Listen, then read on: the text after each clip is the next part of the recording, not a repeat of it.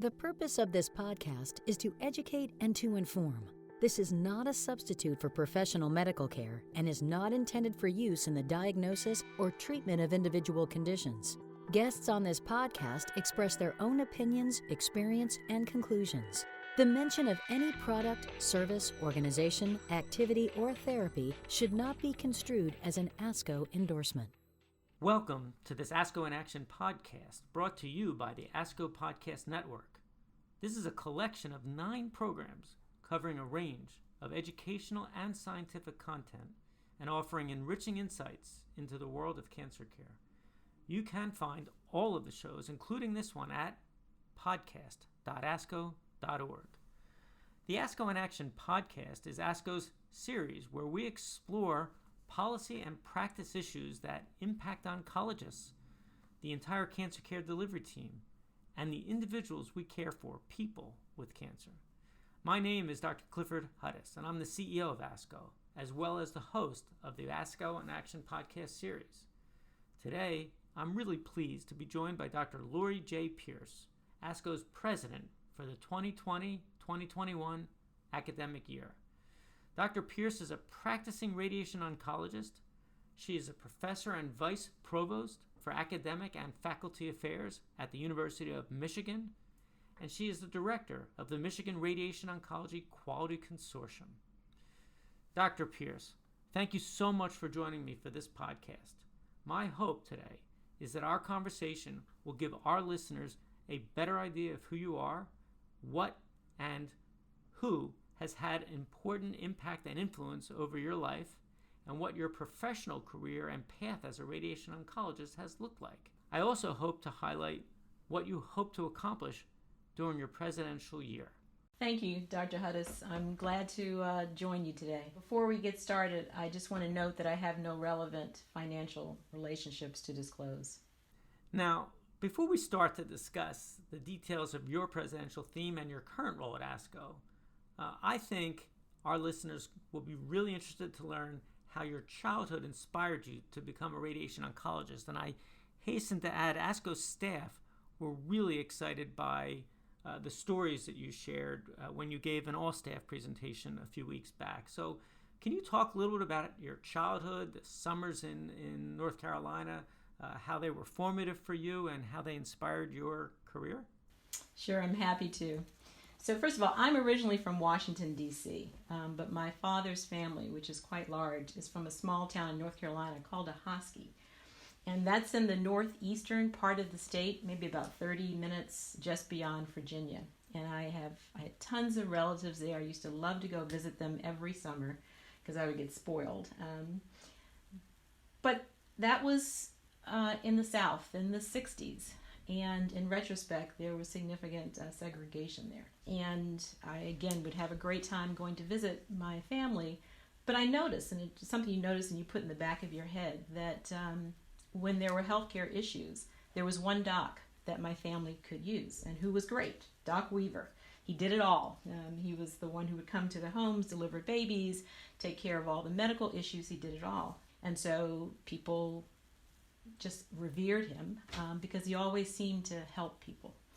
And that stuck in my mind. That was actually one of the first times that I thought about possibly becoming a physician, because he always seemed to make people better. But that also, the experience as I got older, made me acutely aware that there was indeed segregation in Ahoskie, and that there was inequity in care. Even though Doc Weaver seemed to be a great doctor for someone, I was 5 or 6 at the time, and to my eyes, he was great. Clearly, there weren't choices in terms of care. And that was my first exposure to inequity in terms of healthcare. Well, that's interesting, of course, and obviously we're going to circle back to this. But before we get to that, one of the things that I always point out to Nancy Daly, who's the CEO of Conquer Cancer, is that all roads lead through Philadelphia in medicine. You prove that true, right? Yes. So I went to the University of Pennsylvania, got my degree in engineering. I should say at that time I clearly was planning to go into medicine, but I was going to go into radiology. And so biomedical engineering was a great area to pursue. I majored in biomedical engineering, minored at chemical engineering from the University of Pennsylvania. And so then I applied to Duke for medical school. I was accepted. But I decided to defer my admission, and so I worked for a while before going into medicine. Well, that's interesting. And when you deferred your admission, was this because you had something you wanted to do, or you needed to essentially to save money in order to go to medical school? What'd you do in that break? Yeah, so it was very much the latter. My parents were absolutely wonderful people, and they focused very much on education for my sister and me, for us to go to the best possible colleges. My parents never had an opportunity to go to college, and so they very much wanted the best colleges for my sister Karen and I. But we had a ground rule in our family, and that was that if my sister or I decided to go and pursue education beyond undergraduate degree, that we would need to pay for that. And so I knew that. And even though I was very fortunate to get quite a bit of scholarship from Duke, there was still going to be a lot that I was going to have to pay. And so I made a decision. Instead of taking out a lot of loans, that I was actually going to work. At that time, probably now as well, being an engineer brought a very good salary. And so I elected to defer my admission for medical school and take the offer that gave me the most money. And that ended up being a job in Round Rock, Texas, which is just outside of Austin. And I have to say, this was back in 1980, and it's not at all what Round Rock is like now. I hear Round Rock, since industry is there now, is really just a suburb of Austin. But at that time, Round Rock was a sleepy town up I-35 from Austin, so I could live in Austin and work in Round Rock. And it was a very interesting experience. I worked for McNeil Consumer Products. I was the second shift supervisor. And it was an interesting time because here I was, fresh out of undergrad, green behind the ears, an African-American woman, as a supervisor to people who were generally in their 40s through 60s, most of whom had never been out of the state of Texas. And you look at that and you say, oh my gosh, how did I get here? Why am I here? Why did I decide to do this? And you think about how different people are. But when you start to work with people, you realize that there are common threads. And you find those common denominators, and you learn that even though we may look different on the outside, there are a lot of things that are similar on the inside. And I think the lessons that I learned as that second shift supervisor have served me well in medicine, because you can always find a common denominator with patients, even when apparently at first look it looks like that you're very, very different. So there were very good lessons, I think, that I learned that I wouldn't have done had I not chosen that path. So I think that some of what you learned will no doubt pop up as we talk in greater detail now about your presidential theme. Let me just start by saying, for me personally, this is one of the highlights of the year for me each year when our president comes on board in a sense and begins to present their vision for their theme and what they hope to see us achieve over the year they serve as president. And it's amazing because, of course, the wide range of background experiences as well as aspirations that different people bring. And you certainly, I think, came into this with a very clear vision of equity for every patient, every day, everywhere. Can you expand, I think, I wouldn't say speak on this because you've already begun to touch on it, but can you expand on what you were hoping to see accomplished through this theme and what motivated you to focus on it specifically in your role as ASCO president? You know, a multitude of things. It's hard to really pick out one, but certainly I think we all are acutely aware of the different outcomes for people of color. In terms of almost any indice you look at, the outcomes are less favorable, significantly so for people of color. And you look at those numbers and you know that there are reasons to explain this. And it's not just biology, which is what a lot of people propose, and quite often it's not biology at all. That clearly these patients are in lower socioeconomic status. The majority of these patients are poor.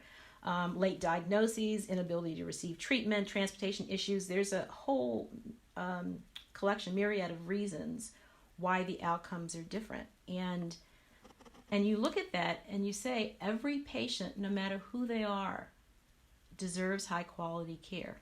And every patient has the right to equitable care. And we have to get to the root causes to understand the barriers that patients face if we're going to really make a difference. And so it's important to me that equity be front and center in everything we do. And ASCO, again, has done so much. It's at the heart of ASCO, of making sure the message is there that every patient deserves high quality care. But I wanted to actually make equity our theme. Equity has actually never been the theme at ASCO. So I wanted to actually call it out and make it our theme for the year. Well, I mean, the timing, of course, in many ways is really quite remarkable. I know a lot of people would use the word fortuitous, and the truth is that just means, in a sense, coincidental, but that's what it was. In early 2020, certainly nobody could have anticipated that we would be facing nationally and globally a pandemic that would so disproportionately impact people of color, or that there would be a tipping point through yet another brutal crime against a Black American, and that this would so completely capture the nation's attention, and I have to say broad support.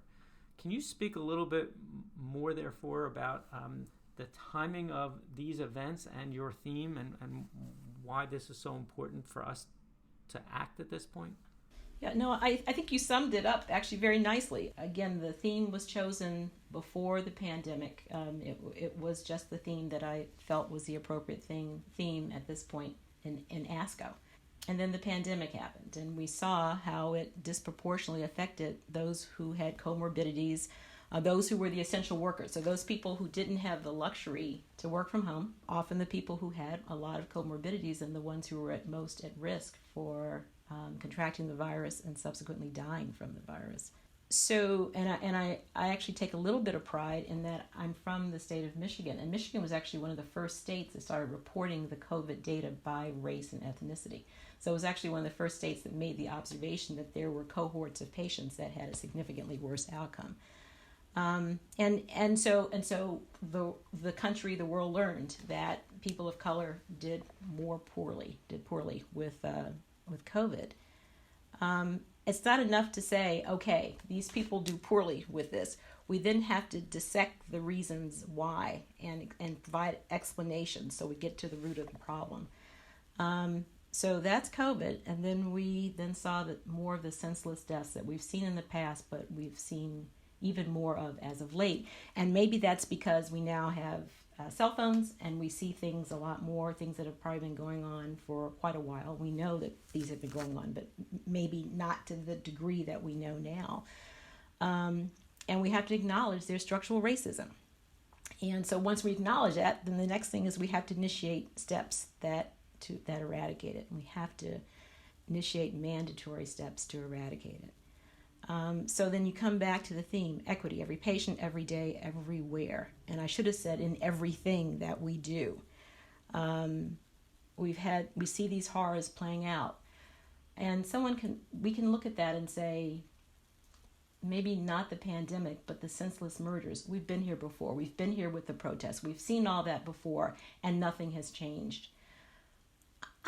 I am cautiously optimistic that this time is different, that the world is in a different place, and this is no longer acceptable, and people are not going to look away, that they are going to stare this down and they are going to create change. And so I am optimistic that this will not just be another set of deaths of poor people at the hands of police, that the world is awake now and change will come. And so the theme of equity is perhaps more impactful now than it ever would have been in the past. I'm going to just switch gears here a little bit, and speaking from personal experience, both warn you and challenge you that the year as ASCO president goes really quickly. And given that, and given the lofty ambition, is there any way that you would be able to commit to what you actually want to see get done? What box can we actually check off during this term? I like the way you phrased that. I think back, it was an interview that I did when I was president-elect, and someone said, what do I want my legacy to be? And I kind of push back on that because you can't create a legacy in a year. It goes by very, very quickly. And so I think the question is, what do you think you can realistically accomplish in a year? And the answer that I gave to them is going to be similar to the answer that I give to you. And that is, you want to use your time and take a great organization like ASCO and perhaps make it even greater. And I think that is a very real goal here because, again, I am building on a strong foundation of a lot of what ASCO already has in place. Equity is at the heart of everything ASCO does. You know this. You're the CEO. You know this. And so ASCO has stood up so many programs in their various divisions that relate and are based on equity of care. But ASCO, by being large and being complicated, can have some of these programs in silos. And if I can help to kind of connect the dots, if you will, and make it almost a seamless presentation of equity, that will be a major, major strength. For example, one of the things that I want to do, and people have told me I will not be successful, others have tried and were not successful, and that was to embed equity in our annual meeting. As you know, what we've typically done is have sessions that are dedicated for equity, which is great, and they've been fabulous sessions and wonderful speakers. The problem is a lot of our members have not taken advantage of those opportunities, and it's not because people don't want to know about equity. I'm sure it's just you're trying to fit so much in a short amount of time because there's so much going on at the same time at ASCO. They're trying to learn all the latest therapies, and they just don't have time for the equity session. So I get that. So a strategy would be to embed equity in the sessions. And again, I've been told that this has been tried before and has failed. That doesn't deter me. It doesn't dissuade me from moving forward with this and being optimistic that it will succeed this time. Again, because we're in a different time now. I think the world has awakened and equity is very, very important. So it is very high up on people's checklist when they go to ASCO. And then second, I'm the president of ASCO. So I hope to use both of those to gently push this idea so that we really can capture more of equity in all of the sessions or the appropriate sessions at the annual meeting.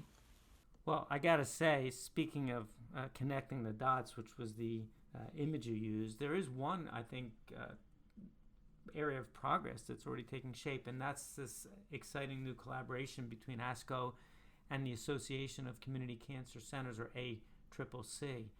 This is focusing on increasing participation of both racial and ethnic minority populations in cancer research, which, to your point, is something that we have been focusing on for years, but we really need some way to move the needle. Can you talk a little bit about this initiative and what you hope to see formed and accomplished through this? Sure. So I am very happy, actually, largely thanks to you for putting Randy Oyer, who's the president of ACCC, and I in contact with one another to set up this collaboration. So we all know that if you look at people of color, let's say African Americans and Hispanics, and look at their participation in clinical trials, it is much lower than their representation as cancer patients. It's about, if you look at most of the numbers, maybe it's around 3 to 5% of patients in the clinical trials are Hispanic or African American, whereas those two groups make up about roughly 15% of patients with cancer. So there's clearly a disconnect in the representation of those ethnicities and races in our clinical trials. And so many have tried to come up with strategies to improve the enrollment. And we are working together, ACCC and ASCO, and we're putting together a very robust steering committee of individuals who have thought long and hard about accrual of minorities under clinical trials.